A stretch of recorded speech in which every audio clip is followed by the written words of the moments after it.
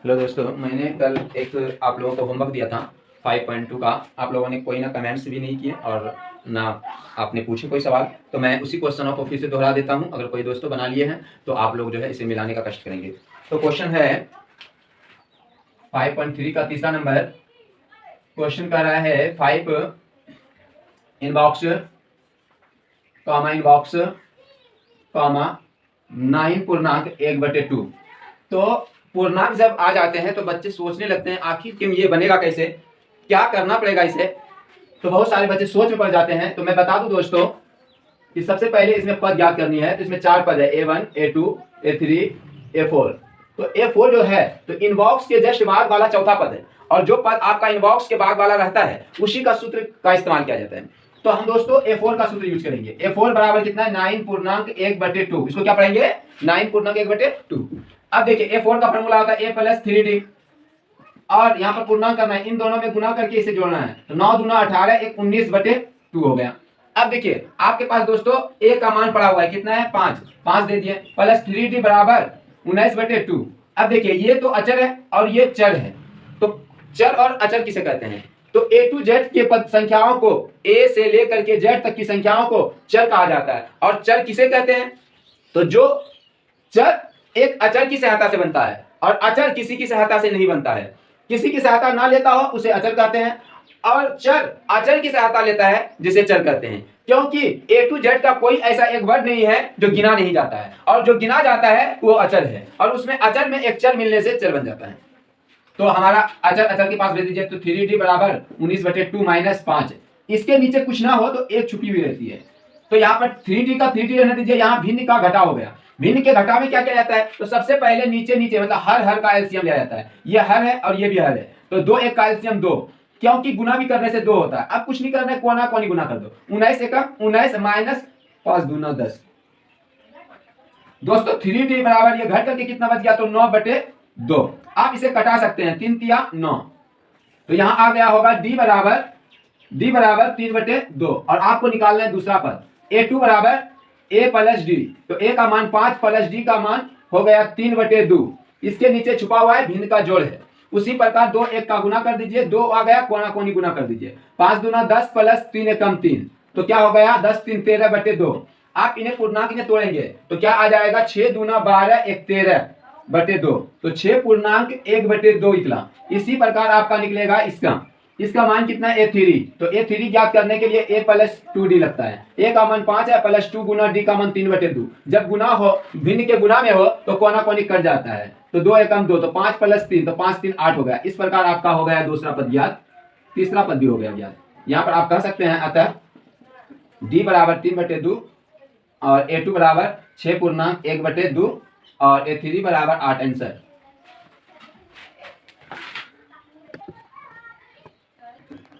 Hello दोस्तों, मुझे उम्मीद है कि आप लोगों को ये क्वेश्चन इनबॉक्स वाला समझ में आ गया होगा।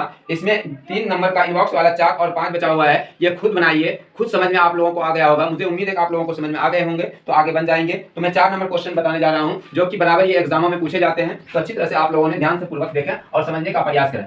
क्वेश्चन है AP 3, 8, 13,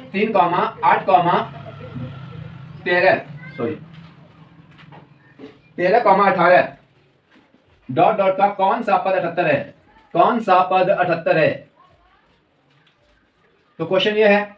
तो उसके बाद आपको करना क्या है, तो सबसे पहले सॉल्यूशन तो दिया हुआ है। अब देखिए कौन सा पद का मतलब होता है कि आपको कितना पद है, कौन सा पद है। ये इसका मतलब होता है कि आपको पदों की संख्या ज्ञात करने कहते हैं, और पदों की संख्या को n कहा जाता है। तो आपको n ज्ञात करनी है, जिसमें आपका कौन सा पद इतना है, कौन सा पद 40 है, कौन सा पद 45 है, कौन सा पद 90 है, कौन सा पद 110 है। इस प्रकार हो तो जितना अंक रहता है, कौन सा पद इतना है, उसे हम लोग an कहते हैं। तो an में आपको n निकालने के लिए ADAN का प्रयोग करना पड़ता है। ADAN का, तो ADAN का A का मान है, n का मान है, D का मान नहीं है। तो सबसे पहले हम क्या निकालेंगे, D, और D का फॉर्मूला होता है A2 - A1। तो A2 का मान है 8 में गया 3, तो निकल गया 5। अब निकालना है तो प्रश्न से AN बराबर कितना है, 78। AN का फॉर्मूला होता है A + n - 1 × D बराबर 78।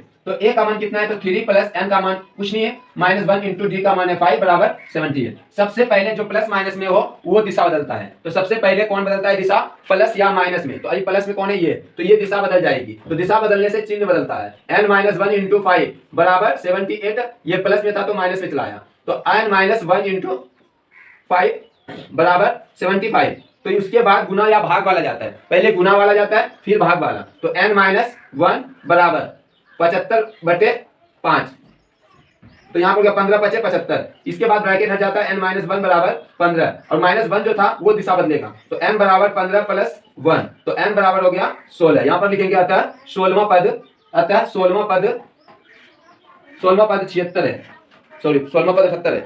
वो सब मैं बाद में देख लूंगा, मुझे सिर्फ अभी इस काम पर फोकस करना है जो मैंने शुरू किया है। इस तरह से आप अपने सीखे हुए को काम में ले पाओगे। जब आपको लगे कि यार प्रॉब्लम आ रही है, तो आप ये महसूस करो कि जिस प्रॉब्लम में आप अभी हो उससे निपटने के लिए आपने बहुत पहले ही ईमानदारी से बहुत मेहनत करी है, और आपको अपनी काबिलियत पर पूरा भरोसा है कि आप इस प्रॉब्लम। सॉरी 5 नंबर क्वेश्चन है, इसी प्रकार निम्नलिखित समांतर श्रेणी में प्रत्येक श्रेणी में कितने पद हैं। तो मैंने अभी जस्ट इसके बारे में चर्चा किया था कि अगर कितने भी कहा जाए तो n ज्ञात होगा, कौन सा कहा जाए तो भी n ज्ञात होगा। तो आपका क्वेश्चन है 5 का 1 नंबर क्वेश्चन है 7, 13, 19 डॉट डॉट का 205। तो दोस्तों सबसे पहले मैंने बता ही दिया था, ये a1 है, a2 है, a3 है और ये an है। तो आपको इसमें n ज्ञात करने के लिए सबसे पहले ज्ञात करनी होती है d का मान। तो d बराबर सूत्र होता है a2 - a1। तो a2 का मान है 13 - 7, तो 13 में 7 गया तो 6 बच गया। अब आपको लगाना है तो प्रश्न से, तो an बराबर 205 है। an का फॉर्मूला होता है a + n-1 इंटू d बराबर 205। तो a का मान कितना है 7 प्लस n का मान तो है ही नहीं, ज्ञात करनी है, -1 इंटू d का मान 6 निकला, और 205 ये प्लस वाला साइड दिशा बदल गया, n-1 इंटू 6 बराबर 205 -7। तो यहाँ पर n-1 बराबर इंटू 6 बराबर यहाँ पर घटाना है, तो 15 में गया 8, यहाँ पर बच गया 9 1। अब इन्हें छोड़ देना है, गुना में है तो भाग में चल जाएगा, तो यहाँ पर हो जाएगा 198/6, 6 × 18, 6 × 18 33 आ गया। अब आपको n-1 बराबर 33 में n बराबर 33 + 1, तो यहाँ पर हो गया n बराबर 34, यहाँ पर लिखना आता है 34वां पद 205 है।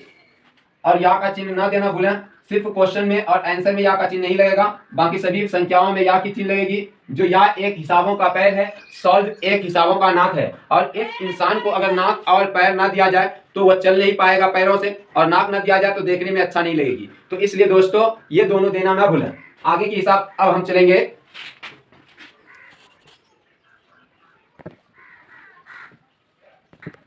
अगला हिसाब है 6 नंबर, क्या एपी 11,852 का एक पद -150 है, अगर है तो क्यों है। इसकी सवाल उठती है। इस प्रकार मुझे एक शायर याद आ जाता है, वो शायर है, क्यों बनाती हो ये एक रेत की महल, एक दिन खुद मिटाओगे। क्यों बनाती हो ये एक रेत की महल, एक दिन खुद मिटाओगे, ये हिसाब इतने अच्छे से समझो वरना एक दिन भूल जाओगे। तो अगला क्वेश्चन ये था, इन हिसाबों पर हम लोग चलते हैं। क्वेश्चन है इतना इतना का एक पद -150 है। भैया -150 तो है एक पद, लेकिन कौन सा पद है ये निकालनी है। तो कौन सा पद का मतलब होता है n, और n का मान ऋणात्मक या बटे में नहीं होता है, तो इसलिए यहाँ पर an का मान ऋणात्मक में है, लेकिन आपको निकालनी है क्या, तो n का मान निकालनी है। तो d बराबर सूत्र लगाओ a2 - a1, तो 8 - 11 तो हो गया कितना भाई -3। तो प्रश्न से an बराबर -150, an का सूत्र लगा देना a + n-1 इंटू d, उसी प्रकार बराबर -150, a का मान 11 प्लस n का मान कुछ नहीं -1 इंटू d का मान है कितना -3 बराबर -150। उसके बाद 11 को दिशा बदल दो, n-1 इंटू,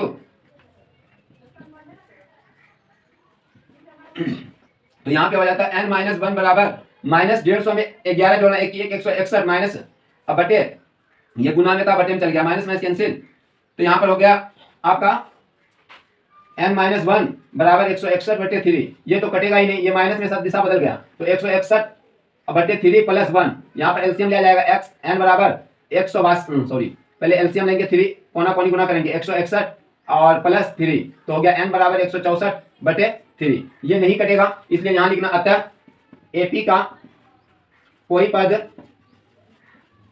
-150 नहीं है। इस प्रकार आप लोगों को हिसाब बनाना है।